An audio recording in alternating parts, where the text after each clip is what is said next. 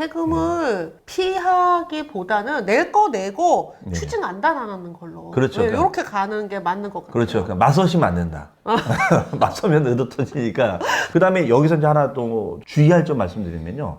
이거 현장에서 많이 실수하시는데. 글쎄 네. 꿀팁들 팍팍팍 내주셨습니다. 네.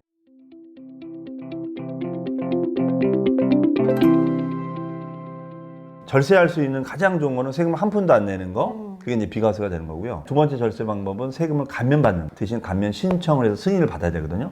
예를 들면 뭐 8년 이상 작용농지를 우리가 농사짓다 팔면은 감면받는다, 이런 조항이 있거든요. 네. 그러면 내가 이제 신고를 하는 건데, 신고를 제때 잘 해서 가산세를 안 내는 것도 절세다. 아, 그것도 절세죠. 네. 그러니까 무조건 대부분 절세하면 세금 아예 안 내고 세금을 대폭적으로 줄여주고 거의 그러니까 탈세 같은 절세를 많이들 생각하시는데, 모든 거래가 다 하다못해 우리 뭐 커피 마셔도 요새 신용카드, 네. 무슨 경기도 페이, 그 다음에 모든 게 다 이렇게 드러나는 다 보여요. 예, 네. 이 증빙 자체가 다 적출되다 보니까 확실히 과거보다는 세금이 많이 나오는 그런 네. 구조로 되어 있습니다. 세금을 피하기보다는 낼 거 내고 네. 추징 안 당하는 걸로. 그렇죠. 이렇게 가는 게 맞는 것 같아요. 그렇죠. 그러니까 맞서시면 안 된다. 맞서면 의도 터지니까. 그래서 우리가 법규대로 가되 나름대로 준비를 잘 하셔야지 갑자기 어떻게 안 된다. 정리해보면 징역 뭐 상소 문제도 있지만 여러분이 관리하시는 계좌 관리도 좀 이렇게 평상시 좀 잘 해두시고 네. 1년 동안 내가 계좌 관리 같은 거, 요즘 계좌 관리 프로그램들 너무 잘 돼 있잖아요. 가계부 뭐 이렇게 다운받아서 하시더라고요. 내가 얼마를 썼고 얼마 나가고 그런 걸 이렇게 통장에다가 내역 같은 거를 잘 메모를 좀 해놓으시면, 사람은 어차피 시간이 지나면 금방 까먹잖아요. 근데 그런 거를 기록을 잘 남겨놓으시면 나중에 그런 출처 서명이 들어왔을 때 내가 3년 전에 이 돈이 왜 나갔지? 이렇게 못할 수도 있거든요. 근데 그런 걸 메모를 잘 해놓으셔야지 적극적으로 소명이 되는 거고, 적극적으로 소명을 하는 것만큼 조사관도 그걸 갖다가 정성이라고 생각하거든요. 어차피 사람이 하는 일이잖아요. 네. 그러면은 법 테두리 안에서 적극적으로 도와줄 거다라고 생각합니다. 네. 일단 세무조사를 받을 만큼의 이런 행동은 좀 안 하는 게 좀 좋을 것 같고, 네. 무주택자나 1주택자는 사실 많이 걱정 안 하셔도 될 것 같아요. 네, 그렇죠. 네. 예, 예. 다주택자이신 분들이나 네. 뭐 법인이라든가. 법인이나 아니면 빈번하게 네. 거래 상황이 그- 통장 내역이 너무 이상하게 돌아가거나 네네. 갑자기 큰 부동산을 사거나 네, 그렇죠. 이런 특이 사항이 아니고 그냥 일반적인 네네네. 분들이라면 크게 걱정 안 하셔도 되는 내용인데요. 이제 부모님께 잘 정리 좀 해주시라고 말해도 네. 되나? 참 그러니까요. 어렵네요. 예. 통장 관리 앱을 깔아드리든가. 아, 통장 관리 앱을 좀 깔아드리고 네. 10년치 계좌를 네. 쫙 정리를 좀 미리 네. 좀 해드려야 되겠네요. 예. 요즘 우리 카카오페이로 하면은 여기다가 이제 보낼 때 이렇게 불이익금, 뭐 축의금 이렇게 네, 돼 있잖아요. 네, 거기다가 네, 네. 내역을 써주면 좋아요. 지금 물건에 대한 절세 전략 좀 네. 알려주세요. 굉장히 뭐 부동산의 종류가 다양한 상품이 있고, 그렇기 때문에 이거를 얘기하면 A부터 Z까지 얘기하면 뭐 오늘 하루 종일 얘기를 해야 되는데, 3일. 일단 포인트만 좀 네. 말씀드리면, 일단 여러분들 가장 관심이 있어 하시는 게 일단 주택이니까, 가장 절세만 생각한다면 가장 좋은 거는 주택수를 줄이는 거. 주택수가 하나인 게 제일 좋고요. 네. 주택수가 늘어나면 늘어날수록 일단 고민을 하셔야 된다는 거. 네. 그러면 이제 다주택자분들이 제일 고민이 많으실 텐데, 일단 다주택자들에 대한 보유세라든가 양도세 중간은 다 유예가 됐기 때문에 그 부담은 좀 줄어들었다. 그리고 임대사업자 등록이 물론 이제 장기간 임대해야 되는 부분이 있지만, 어차피 이걸 뭐 단기 매도를 목표로 하는 것이 아니라고 한다면 주택 임대사업자 등록이 아직까지는 효력이 있다. 왜냐면 이제 조정 지역이 거의 다 해제가 됐기 때문에 비조정 지역은 이제 종부세 대상에서 배제가 되고, 그 다음에 여기서 이제 하나 또 주의할 점 말씀드리면요.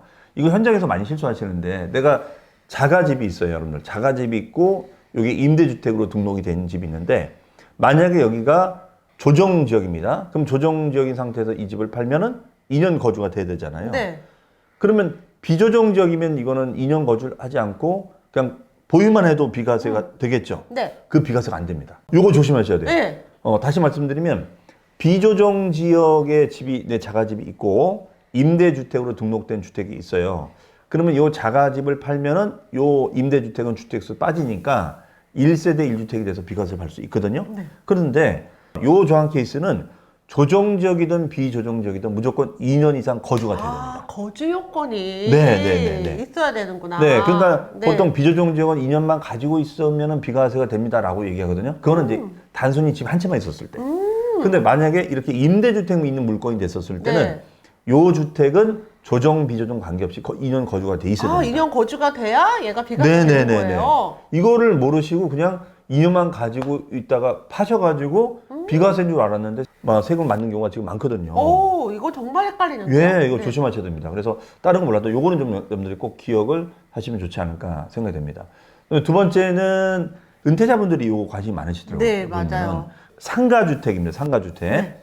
1층이 뭐 주택이고 2층이 뭐 상가, 뭐 이렇게 겸용주택이라고 얘기하는데, 그럼 상가주택 같은 경우에도 보면은 뭐 예를 들어서 강남에 아파트를 전세로 돌리고 전세금을 빼가지고 상가주택을 사가지고 임대관리, 경기도 이천이나 광주에서 임대관리를 하는 거예요. 그러면 이 나중에 상가주택을 팔았을 때 어떻게 되느냐? 자, 여기서 절세할 수 있는 부분은 주택 면적이 상가 면적보다 크면 네. 상가 면적을 무시하고 전체를 주택으로 봐줍니다. 그럼 전체를 주택으로 보면은 나는 지금 강남의 전세 아파트, 그 다음에 상가주택 하는 채니까 1가구 1주택이 돼서 비과세를 받을 수가 있어요. 네. 대신 여기서 조심할 게 뭐냐면 이게 작년에 개정됐던 건데 고가주택. 12억을 넘어가는 고가주택일 때는 이게 통용이 안 됩니다. 그러니까 고가주택이 됐을 땐 주택 면적이 커도 얘는 전체를 주택으로 보지 않고 주택은 주택, 상가는 상가로 보거든요. 그럼 상가 부분은 세금을 내셔야 돼요. 이 기준 가액은 뭘까요? 12억입니다. 시가. 실거래가입니다. 실거래가. 실거래가. 네. 아, 그 매도를 조금 그렇죠. 매도가를 이제 좀 잘 네, 조정하셔서. 조금 낮춰서 해야 예. 되겠네요. 그래서 경기도 광주나 뭐 이천은 상가주택이 한 그래도 예. 비과세 받는 게 낫지 않을까요? 그렇죠. 예. 가격이 좀 다운됐을 테니까. 네. 그래서 그 12억을 잘 생각하셔야 됩니다. 그래서 12억을 넘지 않는 범위 내에서 파셨을 때는 양도세를 다 비과세 받을 수 있는데 12억을 넘어가면 그건 세금을 신고하셔야 된다는 거. 네. 그 부분은 좀 조심하셔야 되겠습니다. 네, 작년에 이제 개정된 내용이고요. 이 예, 부분 예. 때문에 좀 피해를 보시는 분들도 계셨던 걸로 알고 있습니다. 네, 그러니까요. 그 다음에가 이제 우리 토지로 돌아가 보면 이제 토지에서는 가장 이슈가 뭐냐면 이천이라든가 광주 이쪽도 사실은 토지 시장이 좀 괜찮지 않나요? 아우, 괜찮죠. 핫하죠. 네. 그래서 아마 토지에 관심이 있으실 수 있는데 토지는 가장 쟁점이 뭐냐면 사업용 토지냐 비사업용 토지냐 이거예요. 산을 우리가 임야라고 하는데 내가 임야를 하나 샀어. 그러면 요 임야는 비사업용 토지가 되거든요. 근데 요 임야가 비사업용 토지가 되면은 종부세가 공시지가가 5억 원을 넘어가면 종부세가 나옵니다. 5억. 아, 5억. 그런데 이거를 만약에 사업용 토지로 전환을 하면 종부세 기준 금액이 80억으로 늘어나요. 나무 심어야 되네요. 그렇죠. 나무를 네. 심거나 네. 뭐 여러 가지 방법이 있겠죠. 버섯을 네. 재배하거나 버섯을 아니면 약초를 예. 당귀 막 이런 거. 그렇죠. 한다거나 네. 아니면은 이제 임야를 우리가 보통 지목이라고 하는데 임야의 땅 성격을 바꾸는 거예요. 그래서 거기다가 뭐 전원주택으로 개발한다거나 개발지로 바꾸는 거죠.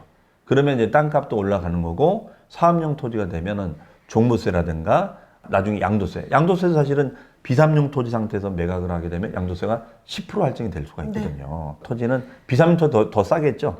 비삼용 토지를 여러분들이 이제 경매로 낙찰을 받아서 사업용 토지로 화장을 하는 거죠. 네, 전환을 네. 시켜줘야 되는 거죠. 그렇죠. 예, 그렇게 되면 절세가 될 수가 있다. 아. 예, 이렇게 생각이 됩니다. 아, 절세 네. 꿀팁들 팍팍팍 내주셨습니다. 네. 작게 시작을 했지만 누구나 마지막은 이제 개발까지 생각을 하고 그럼요. 계시거든요. 토지를 갖게 되면 세금 때문에 개발을 하는 거예요. 왜냐면 네. 비삼용 토지를 사업용 토지로 바꾸려면은 개발을 하지 않으면 안 되거든요. 그러니까 여러분들도 디벨로퍼가 되실 수가 있는 거죠. 그럼요. 네. 맞아요. 자, 이제 마지막으로 구독자님들께 네. 세금 어렵다 생각하시는 분들께 한 말씀만 좀 해주세요. 세금은 이래서 안 어렵다. 네. 네. 아마 여러분들 세금에 대해서는 일단 어렵다. 그 어려운 이유가 뭘까 많은 강의를 느낀 점은 일단은 법이 너무 자주 바뀌어요. 두 번째는 이제 세금 용어가 좀 어렵습니다. 그럼에도 불구하고 여러분들 세금을 몰라서는 안 되잖아요. 이거는 세금이라는 것은 경매처럼 꾸준하게 공부를 좀 하셔야 됩니다. 물론 여러분들이 전문가가 되시지 않지만 여러분들이 이런 뭐 유튜브를 통해서 아니면 다른 뭐 인강을 통해서도 기초적인 공부를 좀 하시고 또 그에 관련된 책, 뭐 제 책을 비롯한 여러 가지 책들이 많이 잘 나와 있거든요. 그래서 그런 걸 보시면서 꾸준하게 계속 관심을 가지셔야 됩니다. 근데 공부하다 말고 공부하다 말아버리면 점점 멀어지는 거고 나와는 세금은 그냥 멀어지는구나. 그러면 점점 계속 세리로 남아 계시는 거거든요. 그래서 우리 이현정 교수님과 함께 하시면은 그런 정보들도 계속 아마 알려주시지 않을까 싶습니다. 계속 공부하는 것만이 답이다라고 저는 생각합니다. 세금이 궁금하신 분들은 김윤석 교수님의 디테일한 부동산 절세 비법 책을 읽어보시고 세금 공부 꾸준하게 해주시길 바랍니다. 네. 오늘 말씀 너무 감사합니다. 예, 감사합니다.